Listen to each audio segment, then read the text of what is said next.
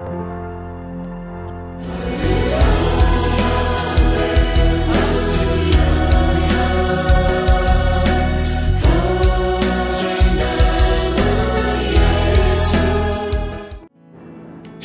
Bapak Ibu dikasih Tuhan Yesus.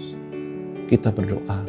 Bapa Surgawi, betapa syukur kami bisa senantiasa bersatu dalam doa, dalam firman-Mu, dalam segala pengajaran-Mu Tuhan Yesus. Biarlah semua jemaat-Mu Kau lindungi, Kau pagari, Kau berkati sebagai keluarga yang penuh perlindungan-Mu.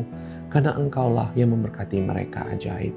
Damai sertakanlah hidup mereka, karuniakanlah roh untuk membuat mereka menjadi benar dalam hidup mereka, kudus dalam hidup mereka karena pengudusan-Mu.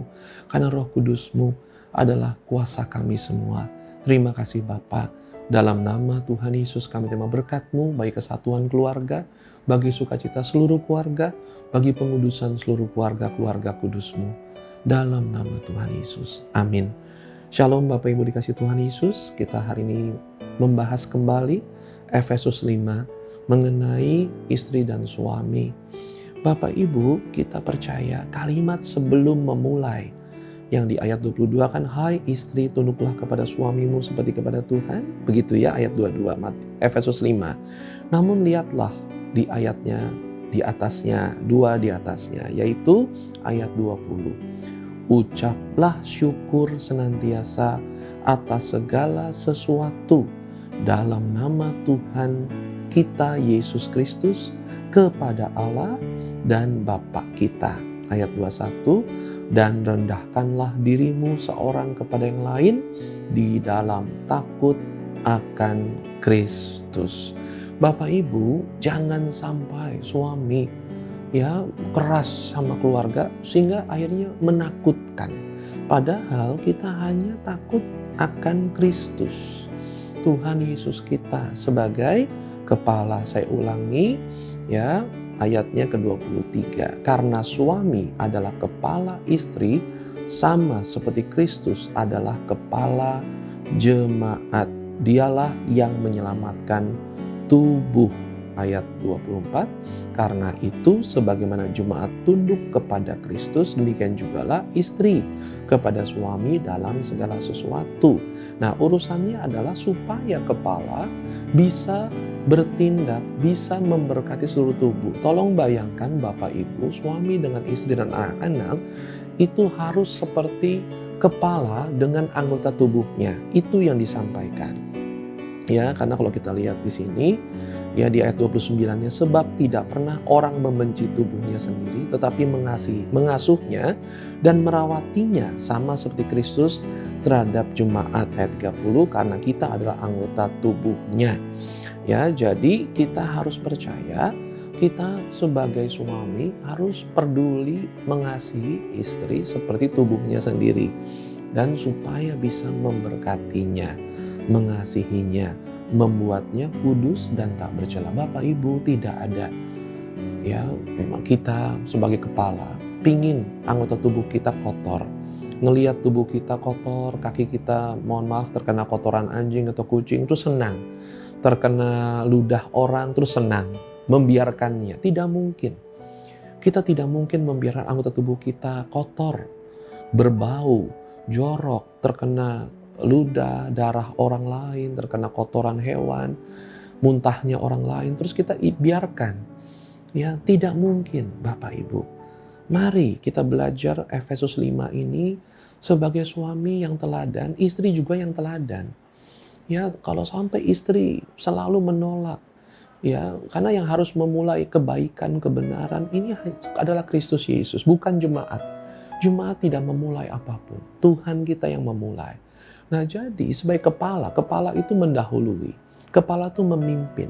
Kepala harus yang duluan memberkati keluarganya. Sehingga kalau keluarganya itu lebih benar daripada kepalanya, itu ada yang aneh. Tidak mungkin kepala itu bisa lebih memberkati tubuhnya daripada tubuh memberkati seluruh kepalanya. Harus yang paling bisa mikirin adalah seorang kepala.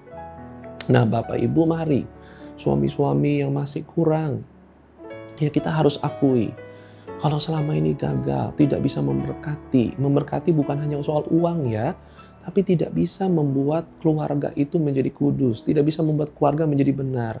Itu wajib berdoa, bagaimana diberikan kuasa, hikmat, karunia untuk bisa mengubah keluarganya menjadi kudus, menjadi cemerlang di hadapannya. Jangan ada kotoran, jangan biarkan ada kotoran di keluarga kita. Mari berdoa untuk seluruh keluarga, itu adalah step pertama. Jangan hanya berdoa untuk kepala, tapi berdoalah kepala mendoakan tubuhnya. Bertindak habis-habisan mencuci kakinya kalau kakinya kena kotoran. Ya, menguduskannya seperti Tuhan, untuk menguduskannya sesudah ia menyucikannya dengan memandikannya dengan air dan firman. Supaya dengan demikian ia menempatkan jemaat di hadapan dirinya dengan cemerlang, tanpa cacat atau kerut atau yang serupa itu, tetapi supaya jemaat kudus dan tidak bercela. Kata kudus dan tidak bercela itu berkesan bukan mulia, agung, penuh hiasan, bukan, tapi kudus, bersih, ya, benar. Ya, jadi jangan mikirin, wah yang penting saya udah kasih duit banyak, saya sudah kasih banyak perlengkapan, bukan. Tapi berikanlah pengudusan, pembersihan, biarlah seluruh tubuhmu itu bersih, tidak banyak kotoran, tidak ada racun di keluargamu. Itulah yang harus kita pandang dari Efesus 5, yang kita takuti hanya Tuhan Yesus kita. Ya, jadi jangan sampai kita bikin, wah suami harus ditakuti, bukan. Keluarga menurut ayat 20 harus semuanya mengucap syukur senantiasa atas segala sesuatu dalam nama Tuhan kita Yesus Kristus kepada Allah dan Bapa kita, dan rendahkanlah dirimu seorang kepada yang lain di dalam takut akan Kristus.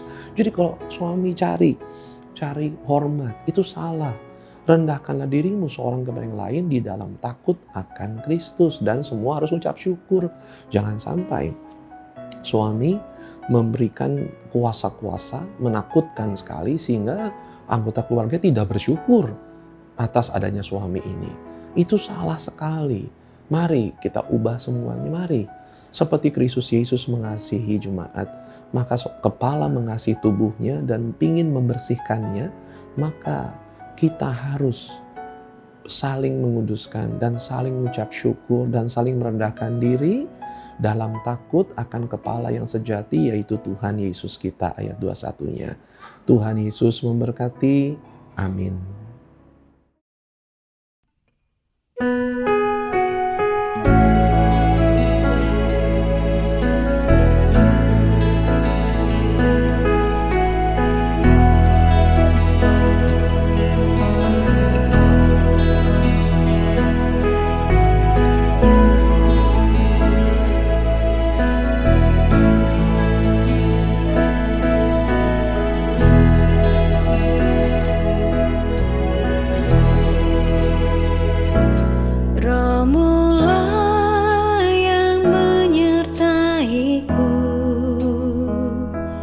Kuasa-Mu memimpin diriku,